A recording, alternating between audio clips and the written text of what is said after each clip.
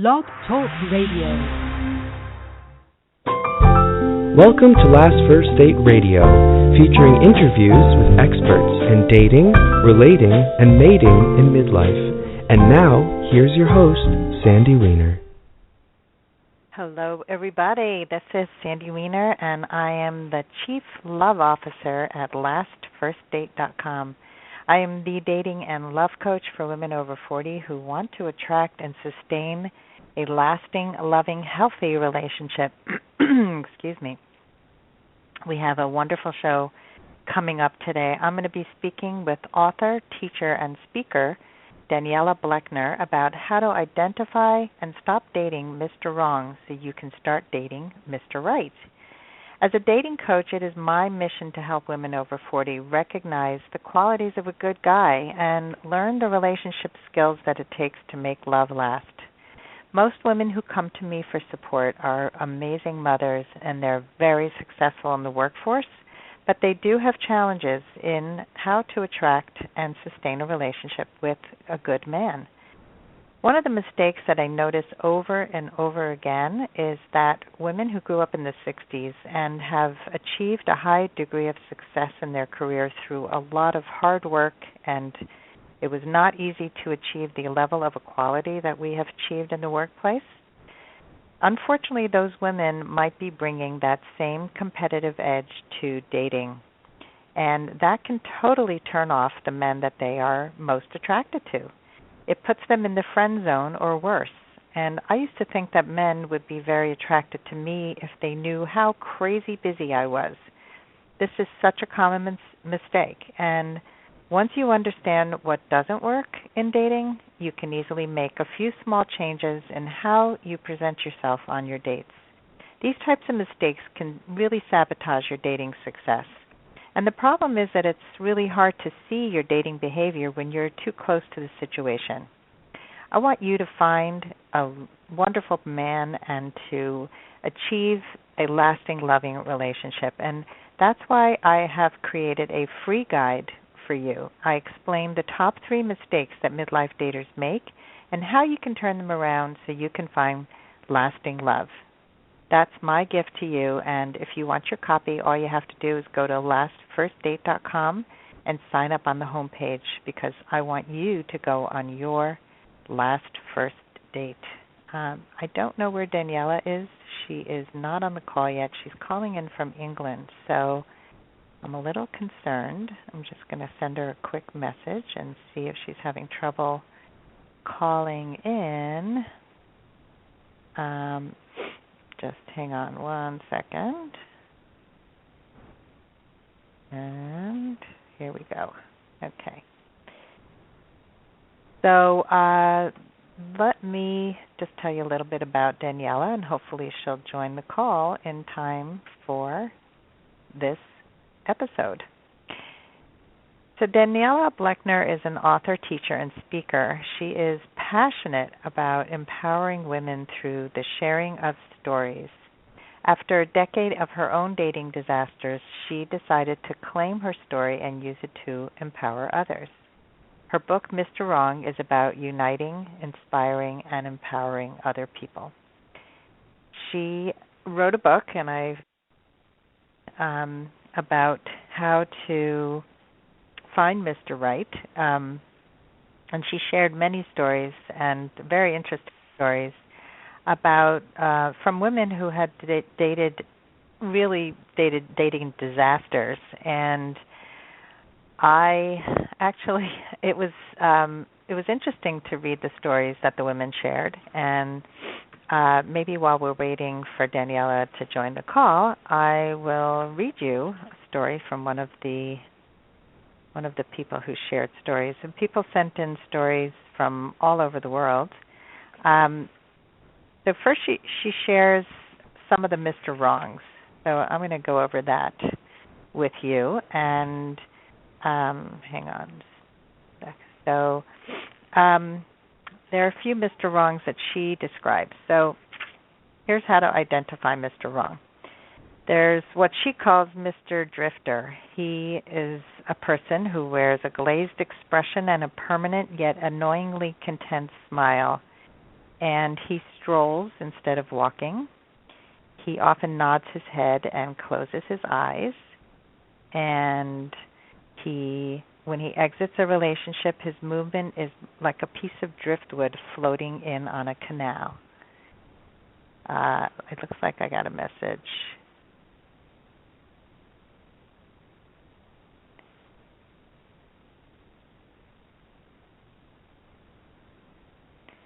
Okay, she got the time mixed up.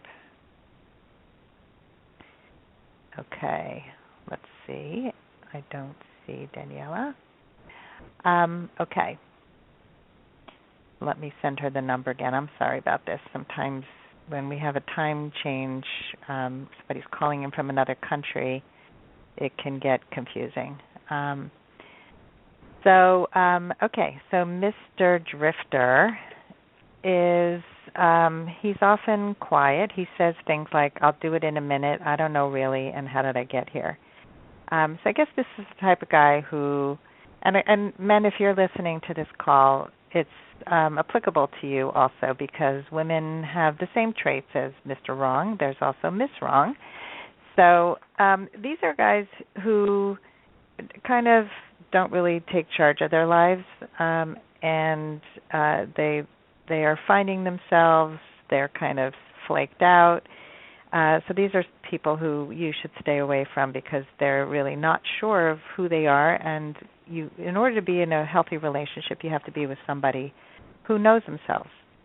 Then there's Mr. Dreamer. He has a refined glow about him, a dashing smile, and hypnotic eyes. So he is the kind of guy who's really smooth, and he's a smooth talker. He's not sincere. So stay away from him. Then there's Mr. Surfer. He wears a happy-go-lucky smile and a placid expression, and his typical phrases are, we can talk about it later, hon. We don't need to talk about it right now, and what do you mean I'm surfing all over your feelings? So Mr. Surfer Dude is a guy who doesn't want to talk about it. And I have to say that even at this age, and women in their 40s, they tend to get involved with people who don't, they're not really talking about relationship, and then they live on the dream of a relationship instead of really confronting the issue right away.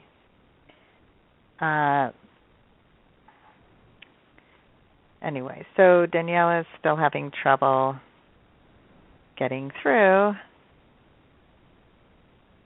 And so let's talk about another type, and that's Mr. Loose Eye. That's pretty self-explanatory. He is the guy who's looking at other women all the time. He is not really that interested in you. So these are pretty easy to spot, although a lot of people miss them and give lots of excuses for them. Then there's Mr. Workaholic, and this is a problem at any age, where there are people who just prioritize work and not you. So stay away from people who don't prioritize a relationship. It's really about a balance. And then there's Mr. Serial Liar. There are a lot of people who lie, and if you're really paying attention, it's easy to spot the liars, because their words and actions don't line up. I mean, I've spotted liars on an online dating profile, within a minute or two. So if you're really paying attention, you can really hear the difference between a person who is telling the truth and a person whose lies start to pile up. Then there's what she calls Mr. X Factor. He is always talking about his ex, or he is still connected to his ex, and a lot of people don't, they just don't get over their ex, and that's a problem. So you need somebody who's emotionally available. Okay, then we have Mr. Parasite. Okay, Mr. Parasite, he looks really good on the outside, but he is really a person who is not really what he says he is. So there's a whole other side to him that you can't see. And his typical phrases are, I'm not blaming you, but it's your fault. or we need to talk. You've upset me again. He also says, I don't ask for this drama. You made me do it. So he's a blamer. And there's a lot of people who love to blame people for the things that go wrong in relationships. And that's a problem. So we need to stay away from people who are not good for us. And these men are unavailable. They're emotionally unavailable. They're sometimes physically unavailable. And when you're in a relationship with them, they either move too slowly, they move too quickly, they don't move at all. So these are part of the problems.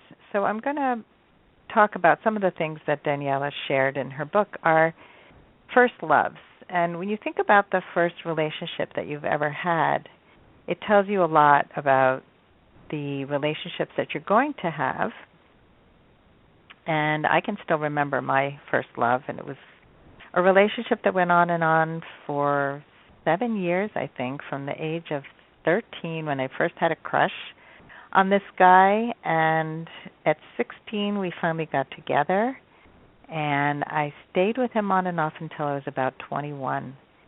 And that relationship was pretty toxic. For me, I mean, it was my first love, but it really was such an unclear relationship. So I don't know which of the types of the bad boys that Daniella describes, but Mr. Toxic, who I was totally addicted to, he never said he loved me. He never told me I was beautiful. He never really gave me any kind of confirmation that I was the only one in his life. And I didn't have the relationship skills or the sense of worth, a sense of self-worth to ask him those questions or to even bring up the tough conversations. And I think that's such an important piece, that we need to be able to ask questions. And I encourage my clients from the very start to just say, what are you looking for? And make sure you're both on the same page. So, I mean, it's typical of first relationships, of first love, of young love, that we don't know ourselves well, and we put up with a lot of stuff that we wouldn't when we get older, hopefully, but that some of us still keep making these mistakes.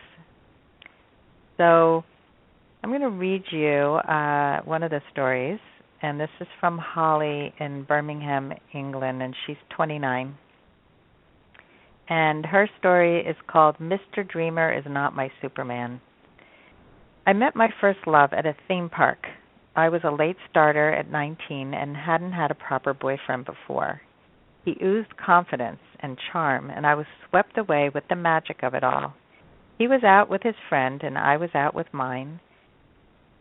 And we teamed up to go on the most adventurous and scariest rides, with me, of course, sitting next to him, gripping onto his arm. Little did I know that this would be a metaphor for our relationship. And actually, Daniella just joined us. Daniella? Hello. Hello. Hi. Hi. Oh, my God. Hello. I've been reading from your book, and I'm talking about, I'm glad you finally figured out how to join the call. No worries. So I'm reading the My Dreamer is Not My Superman story. So I got up to the part that she didn't know that the whole roller coaster ride was going to be a metaphor. Can you sum up that story for our listeners and just tell us why that relationship isn't going to work? I don't know if you remember exactly what happened. Yeah, I do, yeah. So he's based on one of the Mr. On characters, so the Mr. Dreamer character, who kind of comes in full force, you know, all these kind of really quick promises and silky words, and it's a bit like a roller coaster relationship because you kind of think you know where you are, and then you get to the end of the ride and they're completely gone. So this guy kind of came into her life as if he was her superhero, and a classic trait. So he comes in like a superhero, promises all these things, a really exciting ride, and then I think she finds out that he basically cheats on her, and the relationship's gone up and down, and she finds herself going for these same sorts of men, the kind of men who promise everything and really, you know, delivering everything at once and then disappear after the 3-month marker. And then she realised, actually, what I'm looking for is just an everyday man. And I think with these kind of stories, a lot of the women kind of went for this kind of like, fast ride, exciting, adrenaline, everything's fantastic, but actually missed the good men who are right in front of them, who are actually sometimes just the ordinary guy who was a superhero in disguise. Yeah, well, that's a really good point, Daniella, because it's so common that the exciting man or woman is more attractive. It's they want somebody who's going to entertain them, and in fact, people write all the time on their online dating profiles that they want to go toe to toe with somebody with witty banter and really be like having like a sitcom almost, and that's not real life. And it actually most of that witty banter is sarcasm. It's not really kind or connecting, and that's really how I had a lot of my earlier relationships. So so they're missing the good guys. So what can they do? Well, let's talk about some other reasons why women continually attract Mr. Wrong. So they're looking for exciting men, and there's lots of different reasons, really. The inspiration first behind the book was that, myself, I'm a self-confessed decade of dating disasters that I've had in the past. Right. But also I had lots of friends in my 30s who were kind of bumping into the wrong sort of man. They're beautiful, vivacious, supportive, great jobs, independent, and all these kind of wonderful qualities that they just attracting the same sort of man. And it kind of made me want to do a bit of an exploration, because I believe that if you attract the same sort of situations, the same sort of people into your life, then it's a message that we need to kind of look within and see what's going on.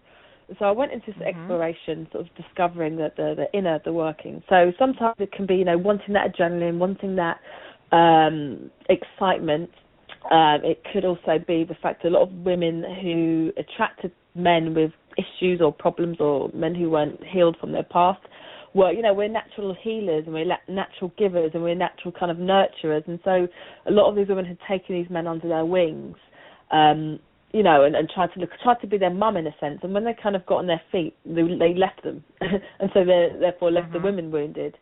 So the element of that, some of the women I spoke to had absent fathers, and so were looking for men to kind of fill that role. And again, that goes back to that idea that it's almost impossible to find a fulfilling, lasting, successful, meaningful relationship if you're not coming into that as a whole person.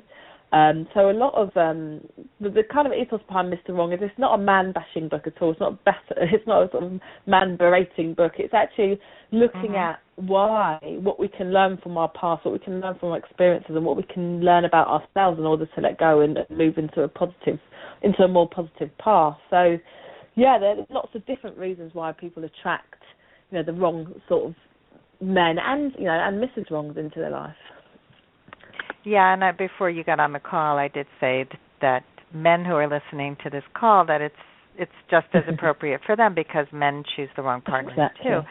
And people do have partner patterns that they repeat over and over. So you do need to deconstruct your patterns to find out what are you doing over and over, and how can you undo the damage. So some of it, like you said, if you had an absent father, or some people have it's a relationship with their family of origin that needs to somehow heal, whether you're doing it through therapy or whatever. Because what happens is, and I learned this as I became a dating coach, is that we tend to choose partners who are so similar to that parent that we had issues with, and we use them as a way to fix the problem in our original relationship with our parents.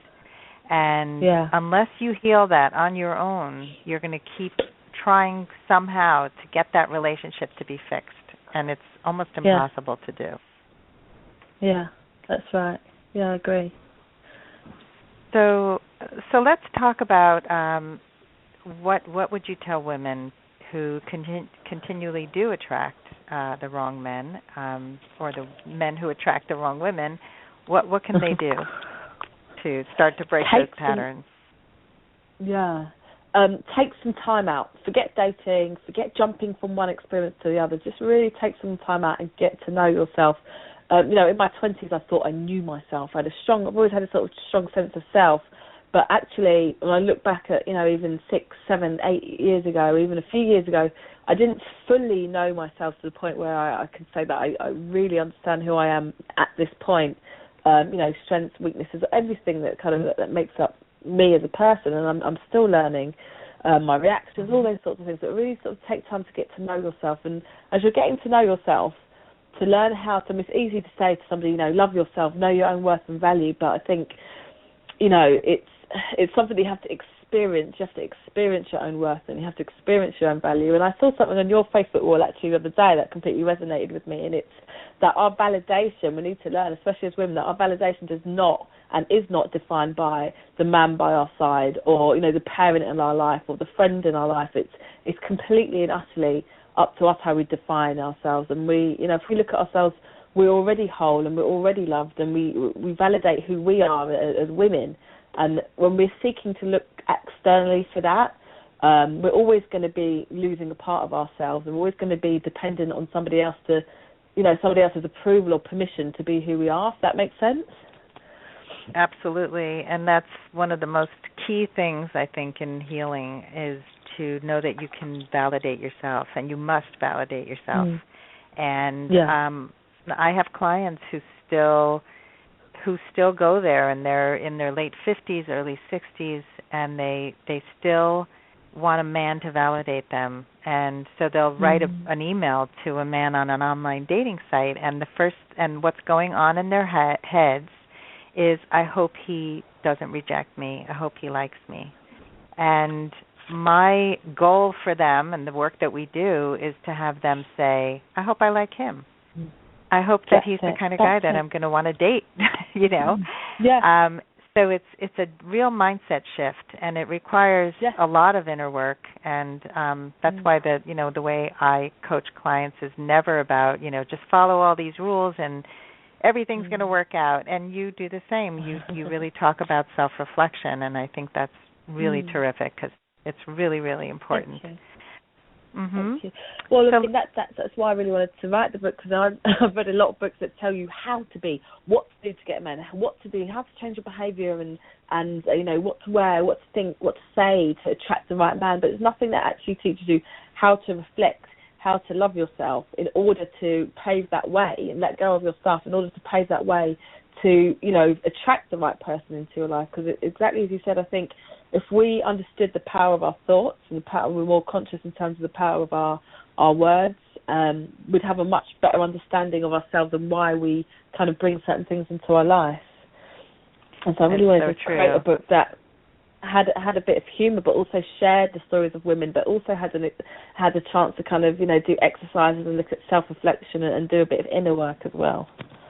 I think that's really important. And, I heard about self-love for years, and I didn't really understand it either. It just, it sounded like empty words, because you do need the practical. I mean, that's what attracted me to becoming a coach, because it's very accountable, and it's very practical, and it's goal-oriented, and you do make progress, because you have exercises that you do, rather than just saying to somebody, hey, just go ahead and change. I mean, I've worked with people who, when I was trying to get over my fear of public speaking, I worked with a speaking coach, and she said to me, just get over your fear. You've been like this since I met you. And I'm like, no, that's not how it works. Exactly. Not going to help, no. No. So you talk about forgiveness, and it's also a hard concept for a lot of people. So can you talk a little bit about what you mean by forgiving, like an ex, and why it's so important in moving on to have relationships with others? Well, for me, I found forgiveness is the most powerful and most important.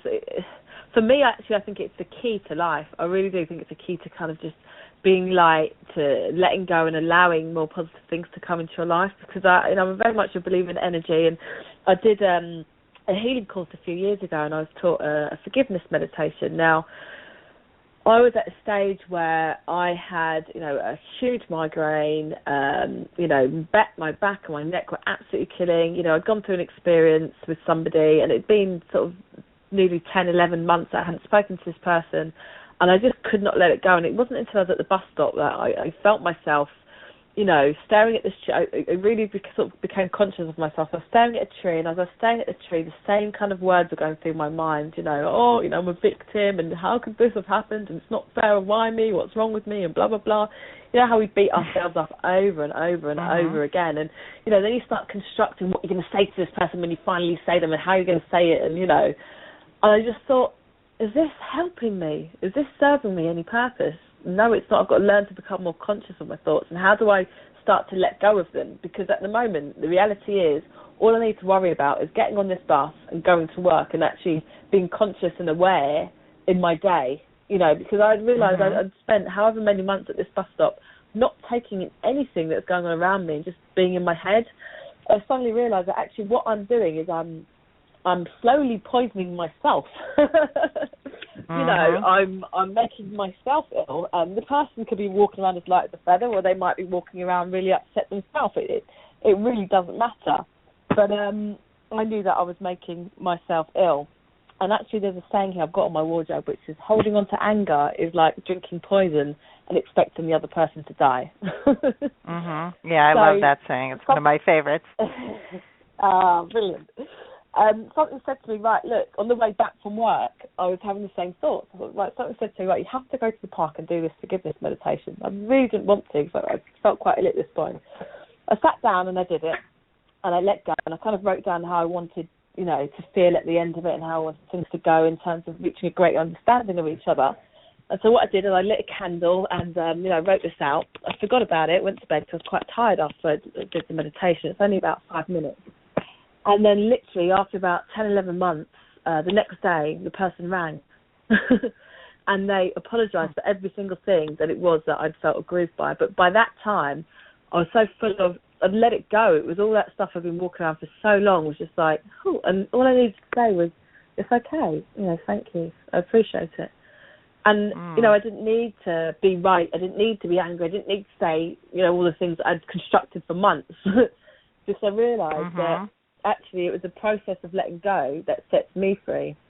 And, so now I use that with everything, and the workshops I do, and, I think that's definitely the first step to healing. I think that's brilliant, and it's so important. I think that a lot of people hold on to that anger because they think it's if they let go that the other person is winning, and that's not true at all. Looks like we lost you, Daniella. We only have a few minutes left. I hope Daniella calls back. But holding on to anger is definitely not winning. It's losing. And like Daniella said, when you hold on to anger, it's like drinking poison and hoping the other person will die. It is so toxic to you. And I recently had an experience where somebody wrote a very angry, actually a very spiteful article that was about me, and it didn't, thank God, use my name, but a complete misunderstanding of my character and misrepresentation of me.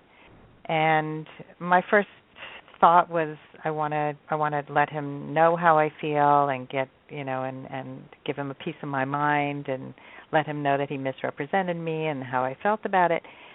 And then I realized after talking it out with some friends and people who I really respected that was not something that I wanted to do or waste any more of my energy doing or even thinking about, because that would mean that I really cared about what he said and I wanted to just let it go. It was more about him than me. And I know who I am. And I think that's an important message to leave you with, that you know who you are and you know your worth. And it doesn't matter what somebody else says or does. You move on. That person isn't right for you. So I want to thank Daniella Blechner for coming on the show today. You can find her at Daniella, that's DANIELLA Blechner, BLECHNER.com. And her book, Mr. Wrong, Learn from Mr. Wrong and Claim Mr. Right. I recommend that you purchase that book if you're trying to break your toxic patterns.